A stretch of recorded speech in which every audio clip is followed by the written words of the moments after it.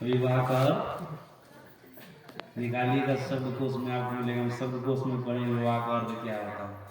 विवाह का अर्थ होता है विशेष उत्तरदायित्व। विवाह का मतलब विशेष उत्तरदायित्व, विशेष उत्तरदायित्व। तो 16 संस्कारों में से ये 15वां संस्कार है विवाह संस्कार। हम लोग यहाँ वैदिक धर्म में ऐसा माना जाता है ये 15वां संस्कार है। और विवाह 8 प्रकार का होता है। प्रायः लोग उस बात को जान लेकिन सब चलते भी तो नहीं है। सबसे उत्तम विवाह ब्रह्म विवाह है, प्रजापति विवाह है, 2 विवाह है। उसके बाद वो सब विवाह जनरली है, उस सब उतना मान्य नहीं है धर्म ग्रंथ में। ब्रह्म विवाह बिना लेन देन का होता है, बिना लेन देन का। कुछ लेन देन हुआ कि नहीं पंचाना, इनका भी ब्रह्म विवाह हुआ लगता है, बिना लेने देने वाला, समझे ना। हुआ सज्जन प्रजापति विवाह लेन देन वाला होता है, यहाँ तिलक वगैरह की बात होती है। और से विवाह की बात छोड़िए, उधर जाएंगे तो बहुत समय लग जाएगा। हम व्याख्या करते हैं किसी चीज़ की, ऐसे नहीं छोड़ते, हमारी आदत है बस एक तरह से व्याख्या करते थे। ये नहीं यहाँ छल से तो ये सो नहीं, जो हमको कहना है वो करना। 2 प्रकार का सत्संग सुनाना था, सुना दिया। बाहरी सत्संग क्या उसकी महिमा क्या है, आंतरिक सत्संग क्या उसकी क्या महिमा, सुना दिया। सज्जन बस समाज में सुन ये हुआ विवाह। विवाह का मतलब विशेष उत्तरदायित्व। हम लोग यहाँ 4 आश्रम होता है, ब्रह्मचर्य आश्रम, गृहस्थाश्रम, वानप्रस्थाश्रम, संन्यास आश्रम। सभी लोग जान रहे हैं। ब्रह्मचर्य आश्रम किसको कहते हैं, जब तक कोई विवाह नहीं किया है, विद्या अध्ययन कर रहे हैं, पढ़ रहे हैं, शादी विवाह नहीं किया, ब्रह्मचर्य आश्रम है। जब विवाह करें तो गृहस्थाश्रम में चले गए, गृहस्थाश्रम में चले गए। सज्जन गृहस्थाश्रम में रह करके जो पति पत्नी ब्रह्मचर्य का पालन करते हैं, ईश्वर की उपासना करते हैं, अब बिल्कुल संसार के सुखों का परित्याग कर दिए हैं, ये वानप्रस्थ कहलाते हैं, वानप्रस्थ कहलाते हैं। सज्जनों अंतिम में वहां पर भी रहकर गृहस्थाश्रम में भी रहकर के लोग संन्यास दे सकते हैं, मतलब गेरुआ वस्त्र भी दे सकते हैं और संपूर्ण परिवार के आसक्ति का परित्याग कर सकते हैं। ये संन्यासाश्रम में यहाँ भी रहकर के प्रवेश कर सकते हैं। हम लोग यहाँ कलयुग में महापुरुषों ने कहा मनुष्य की आयु 100 वर्ष की होती है, तो 25 वर्ष तक की आयु लोगों को ब्रह्मचर्य का पालन करना चाहिए। 50 वर्ष की आयु तक में गृहस्थाश्रम में रहकर के बाल बच्चे का भरण पोषण जो होता है वो कर लेना चाहिए। 50 से 75 वर्ष की अवस्था में वानप्रस्थ का रहना चाहिए, नियम का पालन करना चाहिए। संसार में जितने रह करके परिवार में रह करके सुख को भोगे, सारे सुख को छोड़ दीजिए। पलंग पर सोए, इसका धरती पर सोना शुरू कीजिए, मखमल पर सोए तो उसकी चटाई पर सोइए, खूब बढ़िया से पाउडर लगाए, तेल लगाए, क्या क्या लगाए, क्रीम लगाए, सबको छोड़ दीजिए, सारे सुख को छोड़ दीजिए। ये वानप्रस्थ का नियम है। 75 वर्ष तक, 75 से 100 तक में संन्यास में रह करके केवल और केवल ईश्वर परमात्मा का भजन कीजिए। हम लोग क्या तो नियम है। आजकल तो 100 साल भी लोग नहीं जी पाते हैं। जितने जीते उतने उधर निकाल लीजिए, चारों को तरह बांट लीजिए। इतने इतने समय तक उनको ये काम करना है, इतने इतने समय तक। सज्जना ये जो 4 आश्रम हो गए ना, चारों आश्रमों का भार किसके ऊपर होता है, गृहस्थ के ऊपर होता है। इसलिए विवाह का अर्थ होता है विशेष उत्तरदायित्व। इसके ऊपर पूरे गृहस्थाश्रम का भार तो होता ही है, गृहस्थाश्रम का भार तो होता ही है। ब्रह्मचर्याश्रम में रहने वाले का भी भार होता है। जो बच्चे लोग पढ़ रहे हैं, जो बाकी मानुष को खिलाता पिलाता पालता पोसता है, गृहस्थ उसका भी भार है, बच्चे का पूरे घर का भी भार है उनके ऊपर।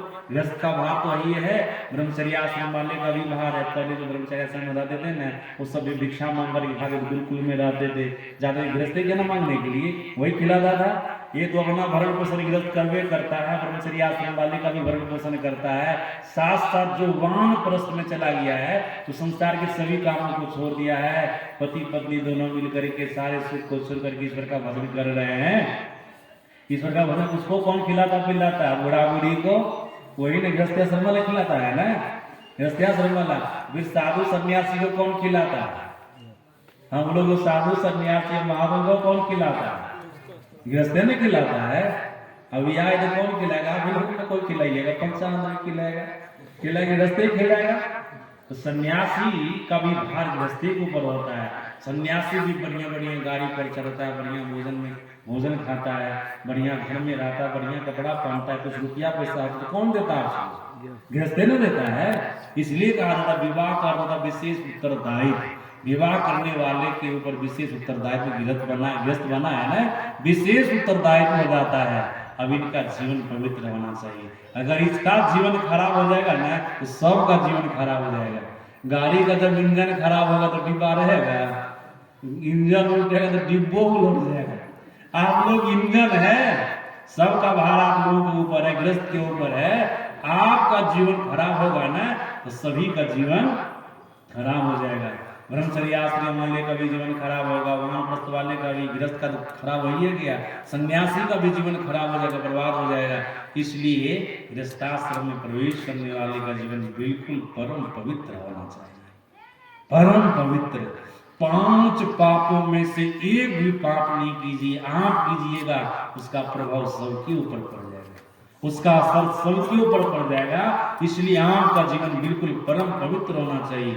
सच्चाई से कमाइए, अपना भरण पोषण कीजिए, सभी का भरण पोषण कीजिए, तब गृहस्थाश्रम में भी रह करके आप इलोक बना लेंगे, परलोक बना लेंगे। आप यहाँ भी सुख से रहेंगे, शरीर का परित्याग करेंगे तो वहां भी सुख से रहेंगे। विशेष उत्तरदायित्व होता है। पुरुष को एक पत्नीव्रत धर्म का पालन करना चाहिए, स्त्री को एक पतिव्रत धर्म का पालन करना चाहिए, और जिनका जो कर्तव्य है उस कर्तव्य में उनको चलना चाहिए।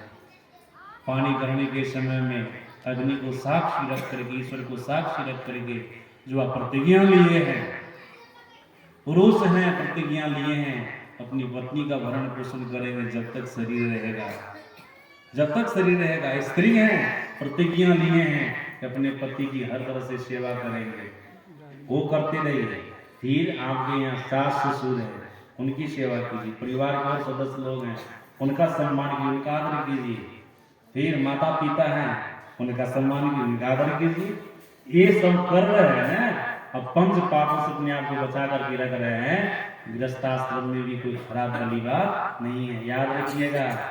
जितने संत गृहस्थ आश्रम में हो गए ना, उतने संत विरक्त आश्रम में नहीं हुए। मतलब बिना विवाह वाले उतने संत नहीं हुए जितने संत विवाह वाले हुए हैं। गृहस्थ आश्रम में रह करके बहुत सारे 100 में 75% गृहस्थाश्रम में रहने वाले संत हो गए हैं। संत के जीवन चरित्र को पढ़ेंगे तब आपको पता चलेगा। बशर्ते गृहस्थ का जीवन पवित्र होना चाहिए, शुद्ध होना चाहिए। यहाँ पर भी आप शुरू कर सकते हैं। भजन से मतलब है, आडंबर से थोड़े मतलब है। वेश कैसा भी रहे पर जिसका ऊंचा ख्याल है, अरे बाहर से दिल निकले भीतर से मालूम आ रहा, कहीं भी नहीं है ना, किसी भी वेश में रहिए, आप ईश्वर परमात्मा की भक्ति करके संत हो सकते हैं, अपने आप का कल्याण कर सकते हैं, अपना भला कर सकते हैं। चलिए, मैं सभी के कल्याण के साथ साथ वंशानंद की दाम्पत्य जीवन का भी मैं परमात्मा से प्रार्थना करता हूँ कि इनका भी जीवन सुख में बीते, शांति में बीते, सबका बीते। बोलिए प्रेम से महाराज। और